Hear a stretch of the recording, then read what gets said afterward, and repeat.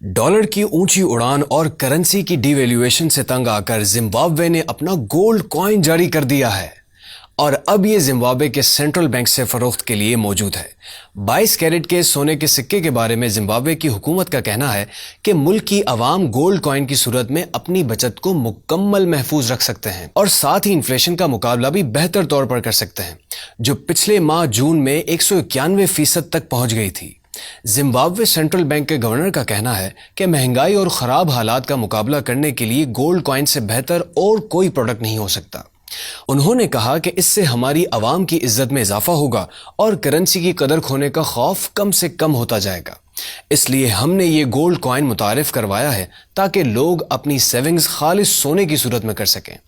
सोने के इस सिक्के की कीमत का तयन ओपन मार्केट में सोने की फी ग्राम कीमत के हिसाब से तय हुआ करेगा। आज 27 जुलाई 2022 पाकिस्तान में एक अमरीकी डॉलर की कीमत 236 रुपए पर पहुंची हुई है। यह कैसा जालिमाना बैनुल अक़वामी निज़ाम है कि हमसे हजारों मील दूर एक रियासत का मरकजी बैंक शरह सूद बढ़ाता है और पूरी दुनिया की करेंसियां मुतासिर होती हैं। इससे भी बड़ा जुल्म यह है कि मुस्लिम दुनिया के हुक्मरान अब भी अपनी करेंसी को उसी अमरीकी डॉलर से जोड़ने पर इसरार कर रहे हैं, क्योंकि ये हुक्मरान अमरीकी वर्ल्ड ऑर्डर से आगे कुछ देखने पर राजी नहीं। तारीख गवाह है कि जब तक गोल्ड स्टैंडर्ड दुनिया में नाफिज था, महंगाई और इन्फ्लेशन आबादी के इजाफे के बावजूद काबू में थी। 1933 में अमेरिका की जानिब से गोल्ड स्टैंडर्ड खत्म करके डॉलर को स्टैंडर्ड बनाने के बाद से सारी दुनिया में माली बहरान आम हो गया, क्योंकि डॉलर एक रियासत की करेंसी है। इस्लामी निज़ाम मईशत सोने और चांदी पर मबनी करेंसी को तरजीह देता है, जो रियासत की ताकत पर कायम नहीं होती बल्कि सोने और चांदी की नेचुरल वैल्यू पर खड़ी होती है। बस रियासत ताकतवर हो या कमजोर, उसकी रिट हो या नहीं, और हत्ता के रियासत मौजूद हो या नापैद, दीनार और दिरहम की वैल्यू में कोई फर्क नहीं आता, क्योंकि सोना और चांदी हर जगह सोना और चांदी है जो अपनी मुस्तहकम कदर रखता है।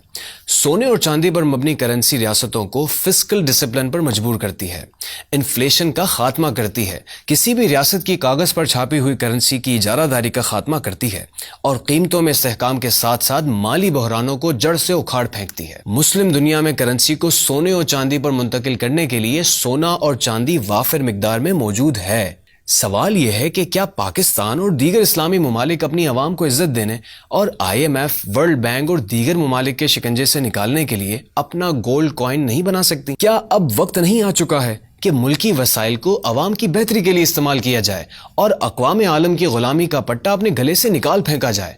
न सिर्फ सोचिए बल्कि गोल्ड स्टैंडर्ड नाफिज करवाने के लिए पूरी कुव्वत से आवाज उठाइए, ताकि पाकिस्तान महंगाई और आलमी कुव्वतों के चुंगल से निकलने में कामयाब हो जाए।